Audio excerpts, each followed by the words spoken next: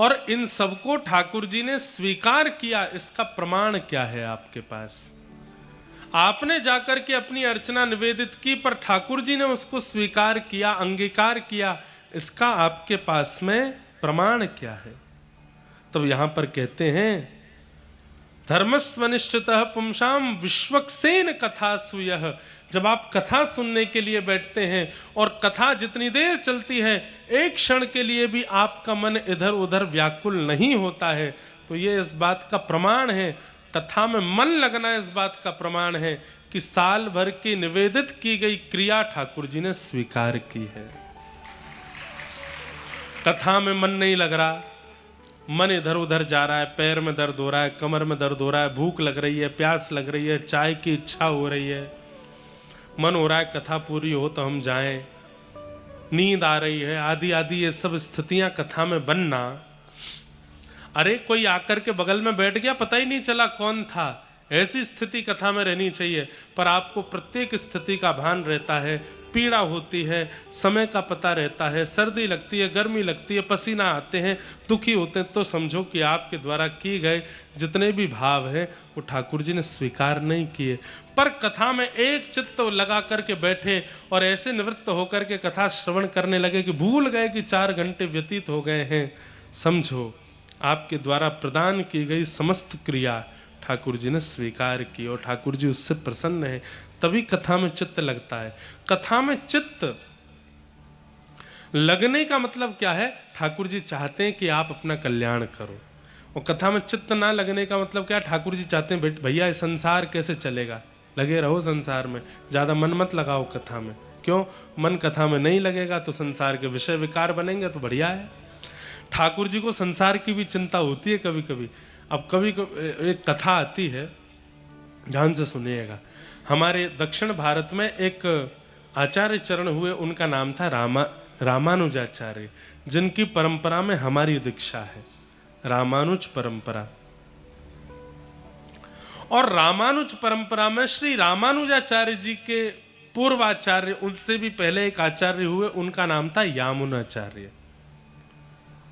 यहां पर भी एक दिन दीक्षा का क्रम होना है, पर वो कब होगा वो हम कल कथा में बता देंगे। तो जितने भी वैष्णवों की दीक्षा होनी है हो सकता है कि विश्राम दिनों में ही वो क्रम बन पाएगा, तो इसलिए कल तक और प्रतीक्षा कर लें। कैसे दीक्षा होगी, कब होगी, कहाँ होगी, क्या क्या नियम होंगे, वो सब आप लोग पालन कीजिएगा। और हम एक बात और सार्वजनिक रूप से कह दें, अगले साल एक कथा होगी 4 दिन की, जिनकी साल भर में दीक्षा हुई है। केवल उन्हीं लोगों का आगमन उस कथा में हो सकता है। और 4 दिन के उस सत्र में हमारी परंपरा में भगवत प्राप्ति की सुलभता कैसे है, भगवत अनुभव की सुलभता कैसे है, परंपरा के लोगों को क्या क्या नियमों का पालन करना चाहिए, उन्हीं भावों की वहाँ बात की जाएगी। तो बाहर के लोगों का आना उसमें कोई मतलब भी नहीं बनता। जो रामानुज परंपरा में है, केवल उन्हीं को आने का अधिकार होगा उस कथा में। तो इसलिए आप लोग अपना गुरु प्रदत्त नाम जरूर याद रखिएगा, और जो आपको संख्या मिलती है दीक्षा के समय पर, एक टोकन मिलता है और रजिस्ट्रेशन होगा, वो रजिस्ट्रेशन याद रखिएगा, क्योंकि उसी के आधार पर उस कथा में आने की अनुमति मिलेगी। कोई भी अगर आ जाएंगे तो वो फिर एक प्रकार से परंपरा के विरुद्ध कार्य हो जाएगा। इसलिए सब लोग वही आइएगा जिनकी दीक्षा यहाँ हुई है, जो लाइव सुन रहे हैं, पूर्व में जिनकी दीक्षा हुई। अगले वर्ष एक कथा 4 दिन की कहाँ होगी ये भगवान जाने, वहाँ सबको पहुँचना है। और वहाँ 4 दिन के सत्र में पूरे नियम कानून और आचार्य संहिता क्या होती है वो बताया जाएगा।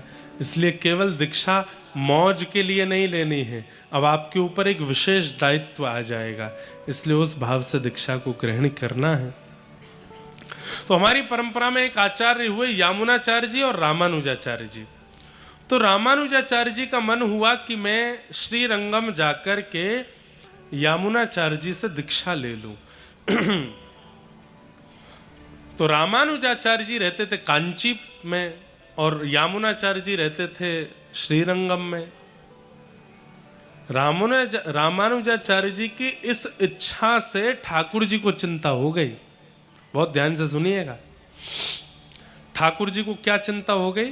ठाकुर जी को यह चिंता हो गई कहीं रामानुजाचार्य और यामुनाचार्य ये दोनों मिल गए तो ये दोनों मिलकर के पूरी दुनिया का कल्याण कर देंगे और पूरी पृथ्वी का वैकुंठ गमन हो जाएगा। पृथ्वी पर एक भी इंसान का पुनर्जन्म नहीं होगा। और कहीं अगर पुनर्जन्म की स्थिति बंद हो गई तो फिर पृथ्वी कैसे चलेगी? क्योंकि इन दोनों में इतनी सामर्थ्य है, ये दोनों एक होकर के पूरी पृथ्वी का कल्याण कर सकते हैं। तो इसलिए भगवान ने भी मन बना लिया कि इन दोनों का कैसे भी करके कल्याण ना, दोनों का मिलन ना हो। सोचिए, भक्त से भक्त का मिलना होता है तो हम लोग कहते हैं बढ़िया, भगवान की बड़ी कृपा जो तुम हमको मिले। लेकिन कई बार किसी भक्त से हमारा नहीं मिलना होता, ये भी भगवान की इच्छा होती है। क्यों? ठाकुर जी जानते हैं ये दोनों कहीं मिल गए तो दोनों मिलके इतना भजन करेंगे, इतना भजन करेंगे, पूरी पृथ्वी का कल्याण यही दोनों कर देंगे। और ऐसा हुआ। रामानुजाचार्य जी कांचीपुरम से निकले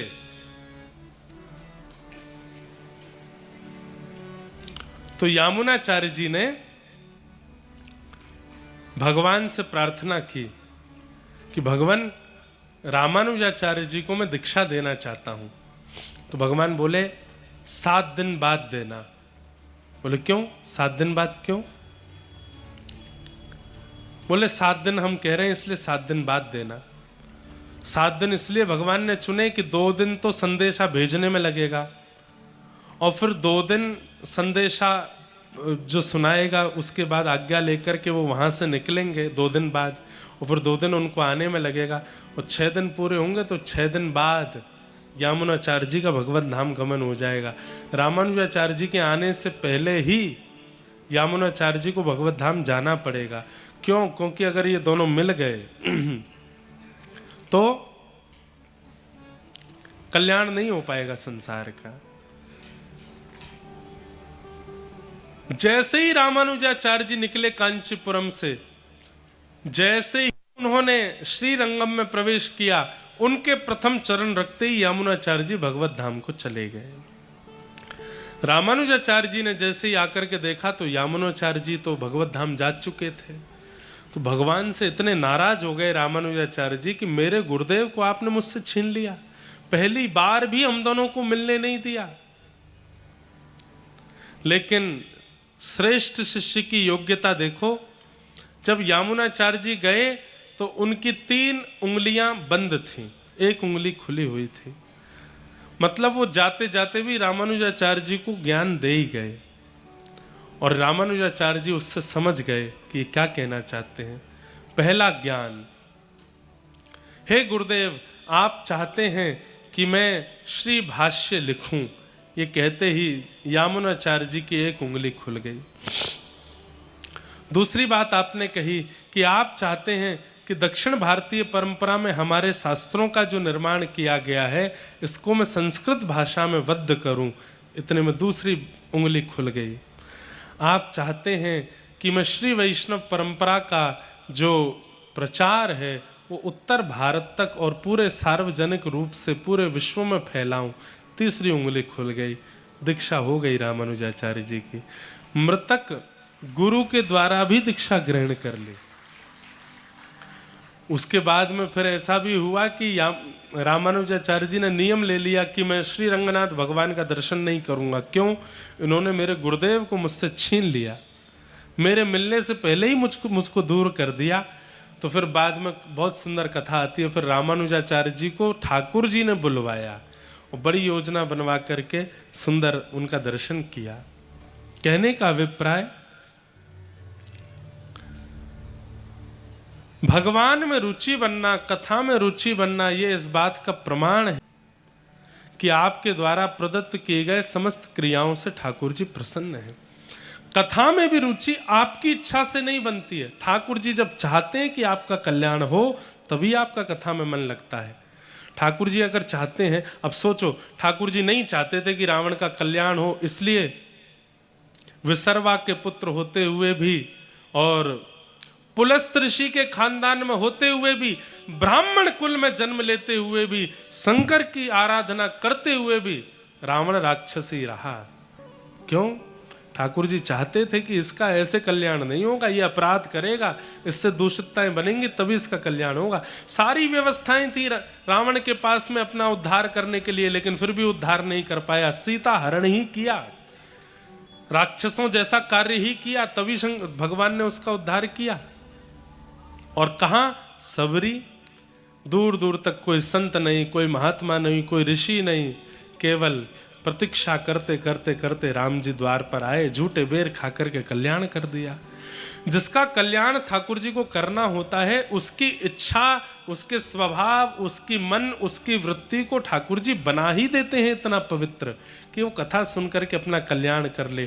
पर कई लोगों को पड़ोसी हैं फिर भी कथा में नहीं आ रहे, 4 कदम की दूरी पर घर है फिर भी कथा में नहीं आ रहे, दुनिया को आते जाते कथा में देख रहे हैं फिर भी मन में इच्छा नहीं हो रही कि कथा में जाए। इसका मतलब ये उनकी इच्छा नहीं है, ऐसा नहीं, ठाकुर जी ही नहीं चाहते कि वो कथा सुने। क्यों? पूर्व में ऐसा कुछ किया होगा जिसका फल भोगना है। कथा में जाएंगे तो सुधर जाएंगे, और सुधर गए तो फिर वो पूर्व का क्रम कैसे भोगेंगे? इसलिए अपना पीठ थपथपाइए और खुश हुआ कीजिए कि आपको कथा सुनने को मिल रही है। ठाकुर जी चाहते हैं कि आपका कल्याण हो, आपका उद्धार हो।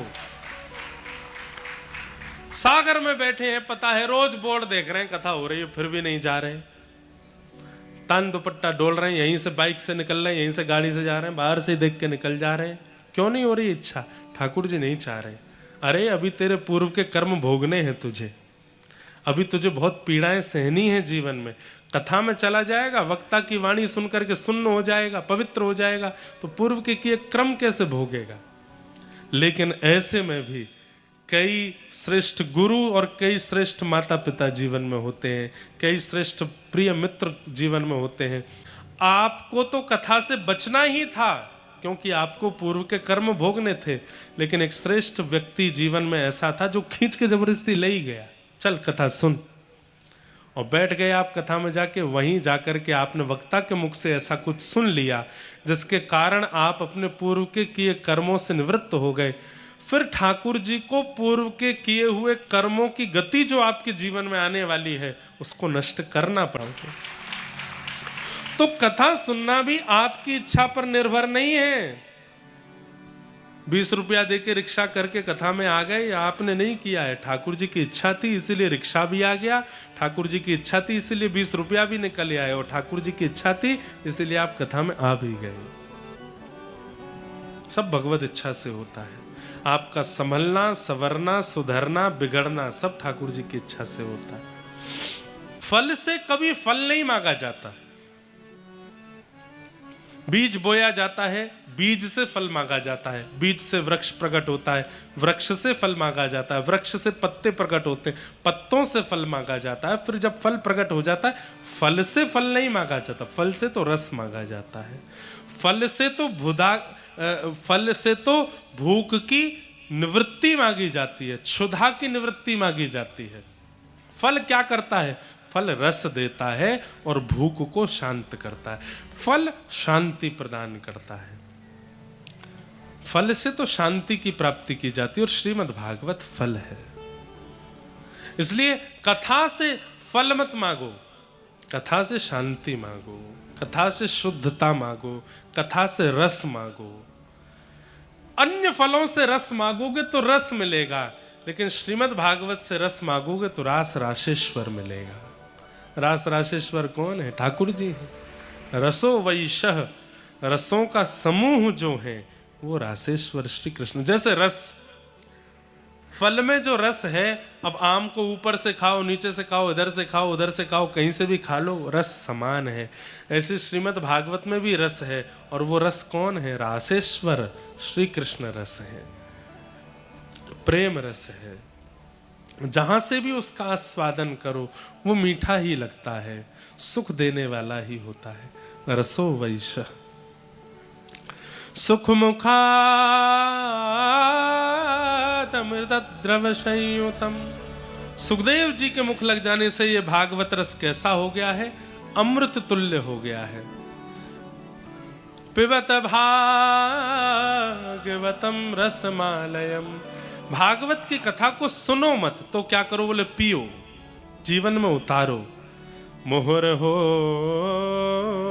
रसिका भुवि भावुका। हे रसिक जनों, हे श्रोता जनों, हे प्रिय जनों, इस भागवती कथा को पीते रहो, सुनते रहो, इसका रस आस्वादन करते रहो, सदा इस रस में छके रहो। रोम रोम होऊं मैं तो श्रवण मयी रे, कृष्ण नाम जपते श्रवण सुनो रियाली। ये रस कभी आप इससे ऊबो नहीं, सदा ये चित्त में आपके बना रहे, ये इच्छा आपके चित्त में होनी चाहिए। इस प्रकार 3 श्लोकों में मंगलाचरण करके अब सूत जी महाराज कथा कहना प्रारंभ करते हैं और अपने गुरु को प्रथम प्रणाम करते हैं। यम प्रव्रजल तमनुपेतमपेत कृत्यम द्वैपायनो विरह कातर्या जुहाव। पुत्रेति तन्मयतया तरवोभिनेदु तम सर्वभूत हृदयम मुनिमानतोस्मि। अपने गुरु को प्रणाम किया और गुरु प्रणाम करने के बाद अब यहां से कथा कहना शुरू करते। बंधुओं, किसी भी कार्य के प्रारंभ में और हर दिन के प्रारंभ में अपने गुरु का स्मरण करो और गुरु से एक ही प्रार्थना करो, हे गुरुदेव, आज इस दिन में मुझसे कोई असद क्रिया ना बने, ऐसी रक्षा आप मेरी करना। अभिमान मुझ में ना आवे, ये रक्षा मेरी करना।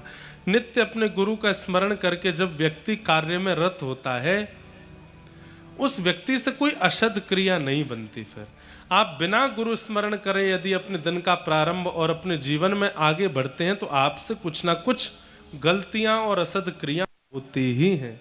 इसलिए गुरु स्मृति नित्य रखो। आप कहो हमारे गुरु नहीं है, तो जिनके गुरु नहीं है वो क्या करें? 2 बातें। पहली, जगत गुरु कौन है? श्री कृष्ण जगत गुरु हैं। और दूसरी बात, जिनसे भी जीवन में कुछ सुधार आया है उनको गुरु रूप में मान करके उनको वंदन करो, उनको नमन करके जीवन का प्रारंभ करो। गुरु स्मरण करने से कार्य लाभ होता है, कार्य शुभ होता है, शुद्ध होता है। गुरु प्रणाम करके सूत जी महाराज अब कथा कहना प्रारंभ करते हैं और सबसे पहली बात क्या कहते हैं? धर्मस्वनिष्ठितः पुंसाम विश्वक्सेन कथासु यः नोत्पादयेदधिरतिं श्रम एव हि केवलम। बहुत ध्यान से सुनिएगा, कितनी अच्छी बात।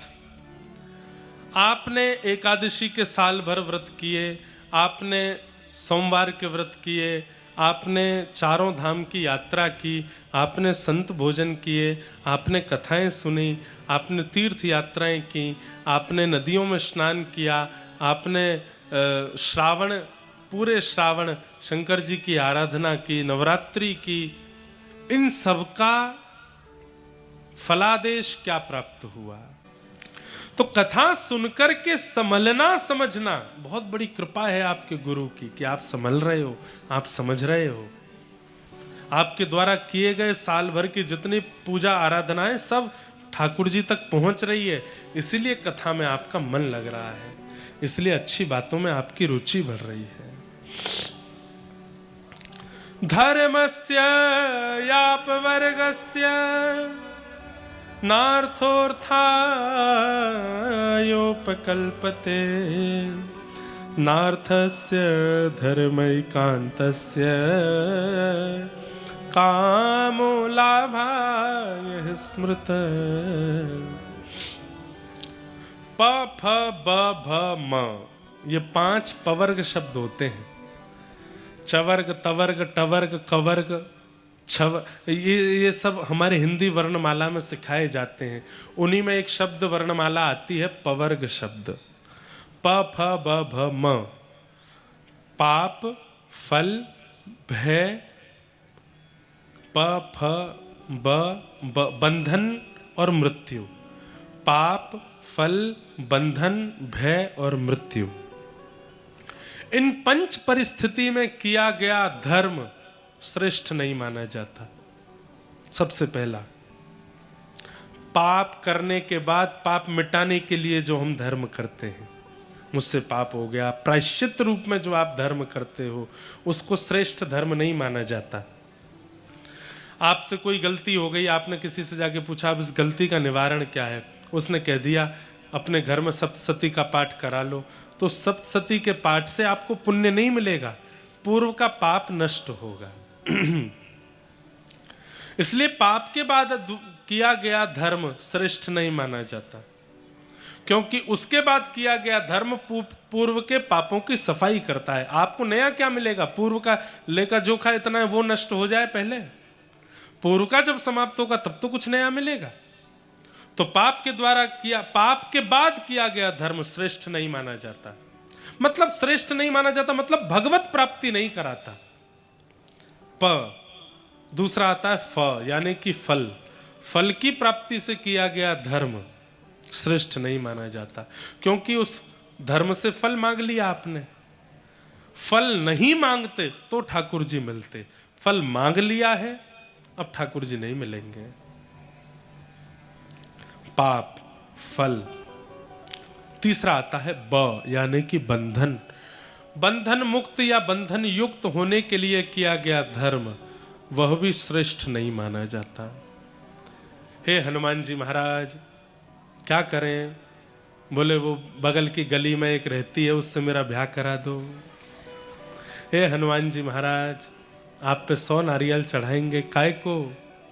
भोपाल का एक भैया है, वो भैया काय को है, सैया है, उससे मेरा ब्याह करा दो। बंधन युक्त होने के लिए किया गया धर्म। मैंने तो एक बात कही, पर हमारी चाची स्वस्थ कर दो, हमारी दादी को बढ़िया कर दो, हमारे माता पिता को स्वस्थ कर दो, किसी भी प्रकार से कामना से किया गया भजन, फल की प्राप्ति के लिए किया गया धर्म, उससे भगवत प्राप्ति नहीं होती। और अधिकतर लोग यही करते। मंदिरों में मैं जाता हूँ, व्यक्ति मनोकामना के बिना रहता ही नहीं। कई लोग आते हैं, वो कहे महाराज जी रुको रुको, मैं क्या, आपकी एक पलक गिर गई है, कोई कामना मांग लो। हम भी कामना मांग लेते हैं कि हे भगवान, जीवन में आपसे कभी कुछ मांगने की इच्छा ही पैदा ना हो, ऐसी कामना पूरी कर दो, कभी कुछ ना मांगे।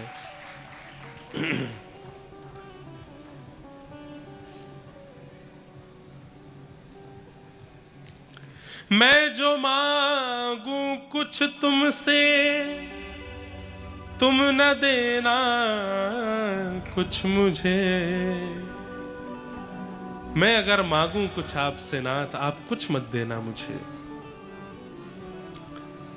मैं अगर मांगू तो बस आपको मांगू, आपसे ना मांगू, आपको मांगू, और मुझे कुछ नहीं चाहिए। तो पाप, फल, बंधन, और चौथा आता है भ, यानी कि भय। भय से किया गया भजन। भूत पिशाच निकट नहीं आवे, महावीर जब नाम। रात में आंख खुली 2-2:30 बजे, और जैसे ही आंख खुली तो क्या देखा कि खिड़की में से कोई झांक रहा है। भूत पिशाच निकट नहीं आवे, महावीर जब नाम सुनावे, ना से रोग रस पीरा, जपत निरंतर हनुमत बीरा। सुबह जब प्रकाश हुआ तब उठ करके देखा तो क्या पाया, किसी पेड़ की डाल थी। रात में लग रहा था कि कोई झांक रहा है। भय से किया गया भजन, वह भी भगवत प्राप्ति नहीं कराता। केवल भूत का भय नहीं, अपने कर्मों का भी कई लोगों को भय होता है, इसलिए भी वो डर के मारे भजन करते हैं। मैंने बहुतों के साथ बुरा किया है, ये भगवान मेरे साथ बुरा ना हो, इसलिए भजन करने बैठ गए हैं। मैंने कईयों का हृदय दुखाया है, मेरा कोई ना दुखाए, इसलिए भजन करते हैं। भय से किया गया भजन, वह भी श्रेष्ठ नहीं होता। पाप के बाद किया गया, फल की प्राप्ति के लिए किया गया, बंधन युक्त होने के लिए किया गया, और भय में किया गया भजन श्रेष्ठ नहीं माना जाता। और अंतिम कहा जाता है मृत्यु समीप आने पर किया गया भजन। जीवन भर तो हरि गुण गाया नहीं, जीवन भर तो हरि स्मरण किया नहीं, जैसे ही पता चला कि अब वृद्धावस्था आ गई है, उठने में 2-4 लोगों का सहारा लेना पड़ता है, खाने के लिए नकली दांत लगाने पड़ रहे हैं, देखने के लिए हाई पावर चश्मा पहनना पड़ता है, सुनने के लिए मशीन लगानी पड़ रही है। अब क्या करें, जीवन तो निकल गया, अब क्या करो, भजन करो। मृत्यु समीप आने पर किया गया, मृत्यु मेरी आ जाएगी इस भय से किया गया, मृत्यु के समीप आने पर किया गया भजन भी श्रेष्ठ नहीं माना जाता। आपने युवावस्था तो निकाल दी सारी विषय भोगों में, और जब मृत्यु समीप आई है, जर्जर होने लगे, तो फिर ठाकुर जी का भजन करने लगे, उसका भी कोई लाभ नहीं। एक बात बोल दें, बुरा नहीं मानिएगा, जीवन भर भजन नहीं किया, बुढ़ापे में भजन हुआ। बूढ़े लोग गुस्सा नहीं हो जाना हमसे, पर ये उनके लिए कहा जा रहा है जिन्होंने कभी भजन नहीं किया और अचानक बुढ़ापे में भजन आ गया। वैसे तो जब चेत जाओ तब अच्छा, लेकिन फिर भी जीवन भर भजन नहीं किया, अंत में आकर के भजन करते हैं, तो इसका मतलब तो ये मानो घर में आग लग गई है और आप बुझाने के लिए कुआं खोद रहे हो। समझ में आई बात? कुआं खोदोगे घर में लगी आग को बुझाने के लिए, तो क्या आग बुझेगी? जब तक कुआं खोद करके पानी निकलेगा तब तक तो घर जल के राख हो जाएगा। ये उसी प्रकार है कि जीवन भर सारे भोग भोगे और सब भोगने के बाद अब कुछ नहीं बचा, तो अब क्या करें, भजन कर लो, अब कोई फायदा नहीं है। भजन तो युवावस्था से ही होता है। श्रीमद् भागवत में प्रहलाद जी कहते हैं, कौमाराचरेत प्राज्ञो धर्मान भागवतान इह। कुमार अवस्था से भजन करो। कुमार अवस्था किसको कहते हैं? ये रेशे प्रकट होने लग जाए, धीमे धीमे आप संभलने लग जाओ, आपको संसार का ज्ञान बोध होने लग जाए, बस तभी से भजन में लग जाओ। ये कुमार अवस्था से भजन करो, मृत्यु के समीप आने पर नहीं। इस प्रकार पंच स्थानों पर किया गया भजन श्रेष्ठ नहीं माना जाता।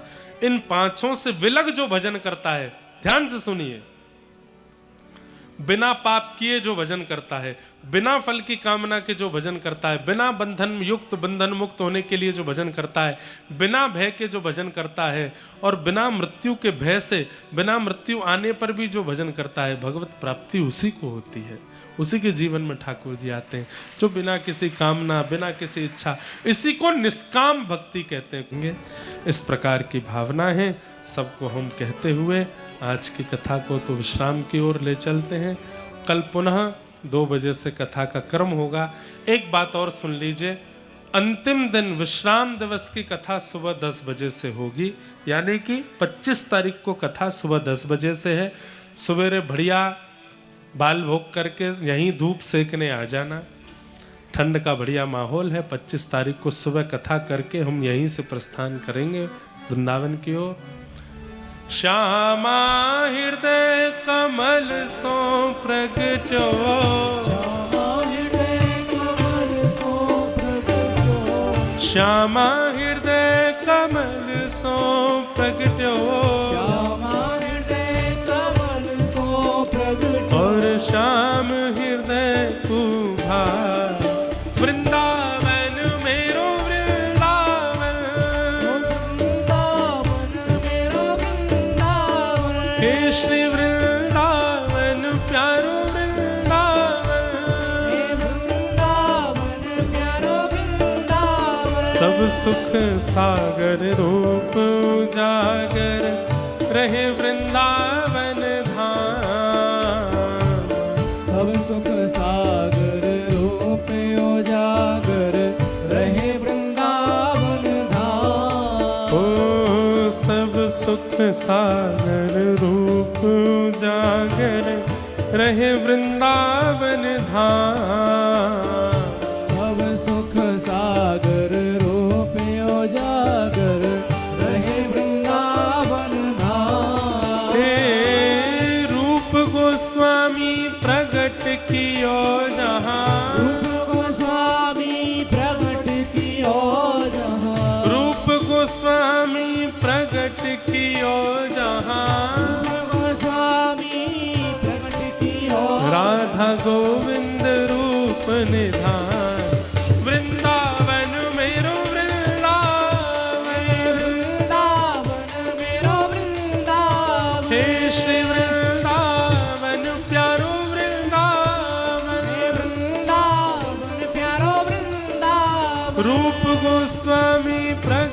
कियो जहाँ रूप गोस्वामी प्रकट कियो राधा गोविंद रूप निधान वृंदावन मेरो वृंदावन वृंदावन मेरो वृंदावन हे श्री वृंदावन प्यारो वृंदावन हे वृंदावन प्यारो वृंदावन। कल हमने कहा था कि हम मध्य प्रदेश के भक्तों के चरित्र सुनाएंगे। आज भी थोड़ा स्वास्थ्य अनुकूल नहीं है इसलिए भूल गए, पर कल हम श्री हरिराम व्यास जी का चरित्र सुनाएंगे, जिनके ठाकुर जी श्री जुगल किशोर जी यहाँ विराजमान हैं मध्य प्रदेश में।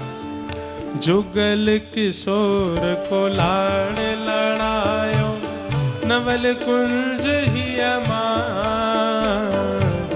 जुगल किशोर को लाड़ लड़ायो नवल कुंज ही मां।